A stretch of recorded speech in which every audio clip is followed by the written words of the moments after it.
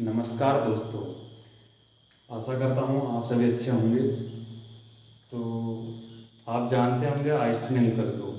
वो बोल गए E = mc²। उसका रियल मीनिंग मैंने आज पता लगा लिया है। उन्होंने कहा energy milk into coffee square. तो कॉफ़ी पीने के बाद हम ये पढ़ते हैं, ठीक है। तो आज का नया टॉपिक है करंट एंड रेजिस्टेंस। तो इसके अंदर हम ये पढ़ेंगे इलेक्ट्रिक करंट, रेजिस्टेंस, इन सब चीज़ों के बारे में। तो चलिए शुरू करते हैं। पहला टॉपिक है इलेक्ट्रिक करंट। इलेक्ट्रिक करंट क्या होता है? Rate of flow of charge is called electric current, ठीक है। जो rate of flow of charge होता है उसे क्या कहते हैं? इलेक्ट्रिक करंट कहते हैं। अब यहाँ देखते हैं इसमें क्या लिखा है। Let us consider Q coulomb charge flows through a wire in time t second, then current I = Q/T, ठीक है। तो हम इस डायग्राम पे देखते हैं करंट जो है, इसे बोला late us consider a Q coulomb charge flows through a wire. हमने मान लिया Q कूलम्ब का चार्ज यहाँ से क्या कर रहा है? फ्लो कर रहा है इसमें, ठीक है। एक वायर है, ये यहाँ पर हमने वायर मानी है, इसके अंदर क्या कर रहा है? फ्लो कर रहा है। कितने टाइम में? T टाइम में। तो करंट कितना होगा? I = Q/T, और हम इसको लिख सकते हैं I = NE/T, क्योंकि नंबर ऑफ इलेक्ट्रॉन पासिंग कितने हो रहे हैं उससे, ठीक है। कितने कितने टाइम में? T टाइम में हो रहे हैं। N यहाँ पर नंबर है, E यहाँ पर हमारा चार्ज है, T क्या है? हमारा टाइम है, ठीक है। और इसकी जो यूनिट होती है वो होती है कूलम्ब पर सेकंड और एम्पियर। ये स्केलर क्वांटिटी है। जो करंट की डायरेक्शन होती है हमेशा वो पॉजिटिव टू नेगेटिव रहेगी, ठीक है। ये डायरेक्शन पॉजिटिव टू नेगेटिव रहेगी। तो डायरेक्शन हमने क्या बता दी? पॉजिटिव से नेगेटिव रहेगी। एग्जाम में आप इसको जब आता है तो इस तरीके से देख सकते हैं। पहले इसका आप हेडिंग लिखिए, डेफिनेशन लिखिए, उसके बाद अच्छे से आप इस डायग्राम को बनाइए, बड़ा बड़ा साफ साफ इसको डायग्राम से बनाइए, डायग्राम बनाइए।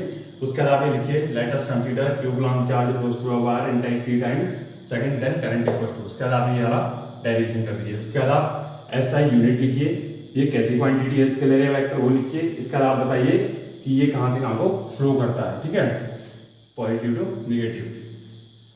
अब जो करंट होता है उसको हम मेजर करते हैं एक डिवाइस, उसको बोला जाता है अमीटर, ठीक है। अमीटर क्या होता है? Ammeter device which is used to measure the current.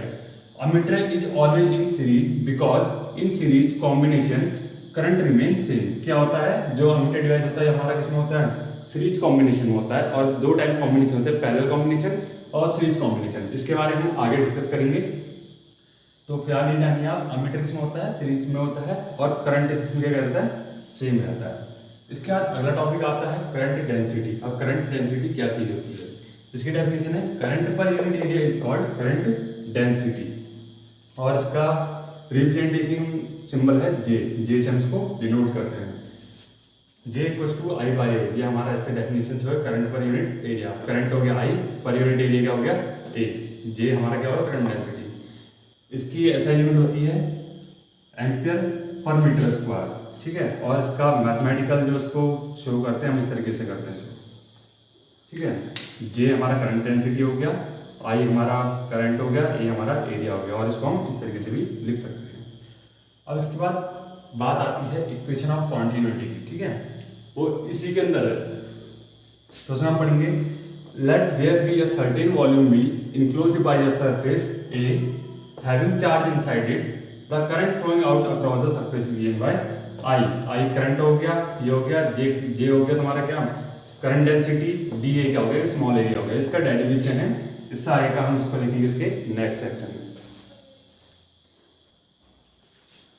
तो मित्रों, हमने जैसा कि अपना लास्ट वाले सेक्शन में देखा था, हमारे यहाँ था I = AJ.DA। ये हमारी इक्वेशन में हमने इसको फर्स्ट मान लिया। अब क्या करते हैं आगे? The current is the rate of decrease of charge inside the volume. जो करंट क्या है? डिक्रीज ऑफ चार्ज क्या है? इसके अंदर कोई वॉल्यूम है उसके अंदर। तो आई हमारा करंट हो गया -dq। dq हमारा क्या हो गया? छोटा स्मॉल चार्ज, और dt हो गया कितने टाइम में चेंज हो रहा है, ठीक है। इफ ईटा, ये साइन है बच्चों, ईटा बोला जाता है eta. If eta be charge density in small volume element dv, so total charge, ठीक है। अब वो कह रहा है अगर ईटा क्या है? ईटा क्या है? चार्ज डेंसिटी किसमें? एक स्मॉल वॉल्यूम एलिमेंट क्या है? डीवी क्या हमारा, मैंने बताया ना डीवी की छोटा सा एलिमेंट है। तो टोटल चार्ज कितना होगा? हम यहाँ पे टोटल चार्ज क्या होता है क्यू, हम क्यू से डिनोट करते हैं integration V eta D V, क्योंकि क्या है चार्ज डेंसिटी हमने यहाँ पे समझा है ईटा को, और डी वी क्या है स्मॉल वॉल्यूम एलिमेंट है, ठीक है। ये हो गया। अब आई, अब यहीं से ये वाली इक्वेशन से नहीं करना है, वैसे आई ऐसे रहेगा minus D by D T रहेगा। अब ये क्यू की वैल्यू जो है हम यहाँ से यहाँ पुट करती है, हमारी इक्वेशन नंबर 2 हो गई। अब हम कंपेयर कर लेते हैं पहली को और दूसरी को। So from 1 and 2, comparing from 1 and 2। 1 से तो ये पूरा ऐसे उतर गया, 2 वाला हमने पूरा ऐसे ही उतार दिया यहाँ पे। अब जब इसको हमने यहाँ पे सॉल्व किया तो हमारा आया delta eta over delta T, ठीक है। ये डेल्टा का साइन होता है, ये डी नहीं है, ये डेल्टा होता है, ठीक है। और इस तरीके से बनता है, इसको डेल्टा बोला जाता है। डेल्टा ईटा, ये ईटा है, एन मत कहना, delta eta over delta T into D V. फिर इसका हम जानते हैं बाय गॉस डाइवर्जेंस थ्योरम, एक होती है गॉस डाइवर्जेंस थ्योरम। अभी आपके सिलेबस में नहीं है तो आपको सिर्फ इतना याद रखना है। इसके अकॉर्डिंग क्या होता है, यहाँ पे है माइनस इंटीग्रेशन ए हमारा वही एरिया है, जेड और डी वैसे उतर गया equals to integration A D I V, ठीक है। यह है डाइवर्जेंस, इसे डाइवर्जेंस बोला जाता है, शॉर्ट फॉर्म डाइवर्जेंस की डी आई वी। तो यहाँ पर रहेगा डी आई वी जेड और डी वी, ठीक है। फिर इसको हमने यहाँ पर किसके टाइम में वॉल्यूम के टर्म में देखा, तो वॉल्यूम के टर्म में आ गया डाइवर्जेंस जेड और D V equals to minus del eta upon del T D V. ये हमारा, आप इसको इतना भी लिख के छोड़ सकते हैं, ये भी आपका सही है, और इसको फर्दर आप ऐसे भी लिख सकते हैं, आप दोनों से किसी फॉर्म में लिखिए। तो दोस्तों हमारा अगला टॉपिक है इसमें रजिस्टेंस, रजिस्टिविटी और कंडक्टिविटी, हमारे 3 टॉपिक हैं, ठीक है। इसमें तो हम पहले पढ़ते हैं रजिस्टेंस क्या होता है। तो रेजिस्टेंस क्या होता है, opposite force in the flow of current is called resistance. जैसे कि मान लीजिए ये कोई तार है, इसमें अगर करंट इधर को बह रहा है तो रेजिस्टेंस किधर लगेगा, इसकी अपोजिट डायरेक्शन में। कहने का मतलब ये है कि अपोजिट फोर्स, जैसे करंट इधर को बह रहा है तो वो इसके अपोजिट जो फोर्स लगाएगा उसे बोलते हम रेजिस्टेंस बोला जाता है। डेफिनेशन में लिखा है opposite force in the flow of current is called resistance. तो इसको हम मैथमेटिकली लिखते हैं R equals to B upon I. R हो गया रेजिस्टेंस, B हो गया पोटेंशियल डिफरेंस, I हो गया हमारा करंट।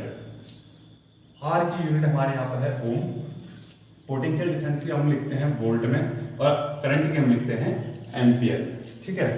इसके बाद आता है रजिस्टिविटी क्या चीज होती है। The distance of a conductor whose length is 1 metre and cross section area is 1 metre square.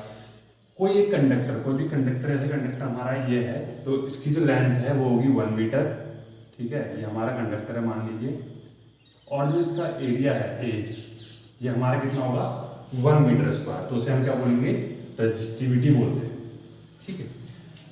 अब हम जानते हैं रो, ये ई नहीं है, जिसे रो बोलते हैं, रो इस तरीके से बनता है, ई ये होता है, ठीक। तो rho equal to R A by L. ये कुछ इसके फैक्टर्स होते हैं जिस पर रेजिस्टेंस डिपेंड करता है, उससे हमें ये मिलता है, ठीक। ये आपके ऐसे सिलेबस में आपको पूछा जाता है कि किस फैक्टर पर रेजिस्टेंस डिपेंड करता है। तो आप इतना ध्यान रखिए, rho equal to R A by L. R मैंने आपको बता दिया resistance, A cross section area जो हमारा है, और एल हमारी लेंथ होगी कंडक्टर की। अगर हमने बोला है लेंथ 1 मीटर है और cross section area 1 metre square है, तो हम एक ही जगह 1 रख देंगे, आर की जगह 1 रख देंगे, तो हमारी वैल्यू क्या निकल जाएगी, E equals to R, sorry rho equals to R. तो और इसकी यूनिट क्या होती है, ओम मीटर, ठीक है। आप इसको लिख सकते हैं ओम मीटर, इसकी यूनिट ओम मीटर होती है। तो इससे हमें एक चीज़ को और पता लगता है, जो रजिस्टिविटी होती है वो कभी भी क्रॉस सेक्शन एरिया और लेंथ पर डिपेंड नहीं करती है।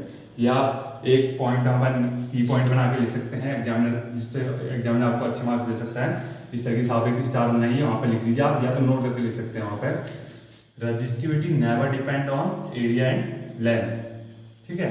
तो इसका आप लिख सकते हैं रो इक्वल टू आर। इस तरीके से आपको पहले यहाँ पे दिखाना पड़ेगा, लेंथ तो 1 मीटर और एरिया 1 मीटर स्क्वायर। उसके बाद अब आता है टॉपिक हमारा कंडक्टिविटी। अब हमें बोला था कंडक्टिविटी क्या चीज़ होती है, तो कंडक्टिविटी हमारे रेसिप्रोकल होती है किसका, रजिस्टिविटी का। It is the reciprocal of resistivity. इसको ना सिग्मा साइन के द्वारा रिप्रेजेंट किया दिखाया जाता है। तो ये सिग्मा होती है हमारी conductivity equal to 1 upon resistance, क्योंकि इसका अपोजिट होती है। Rho equal to 1 upon, sorry यहाँ पे ये sigma equal to 1 upon rho हो गया, ठीक है। ये तो सिग्मा इक्वल टू 1 अपॉन हमारी रूट वैल्यू क्या आई थी यहाँ से RA/L आई थी। तो इसको हमने जब लिखा तो इसको L पर चले गया, RA यही रह गया। इसको हम फर्दर लिख सकते हैं sigma equal to L upon RA, और जो इसकी यूनिट होती है वो होती है ओम इनवर्स मीटर इनवर्स। ठीक है, ओम्स लॉ। अब ओम्स लॉ क्या कहता है? ओम्स लॉ कहता है potential difference between two ends of a conductor is directly proportional to the current through it. वो कहना चाहता है कि पोटेंशियल डिफरेंस कोई भी दो एंड का, ठीक है, एक कंडक्टर है, हमने मान लिया कोई भी कंडक्टर है, उसके दो एंड का जो भी डिफरेंस होगा पोटेंशियल डिफरेंस, वो किसके डायरेक्टली प्रोपोर्शनल होगा? जितना भी उसके थ्रू करंट फ्लो कर रहा हो, बह रहा हो। तो जब फिजिकल कंडीशन क्या रहती है? कांस्टेंट रहती है।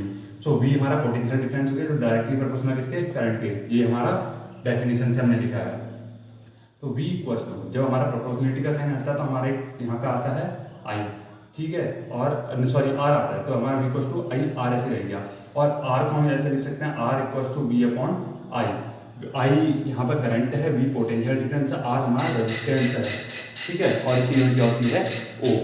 अगर आपको वीडियो पसंद आई तो उसको लाइक कीजिए, कमेंट कीजिए, शेयर कीजिए और सब्सक्राइब कीजिए। Thank you.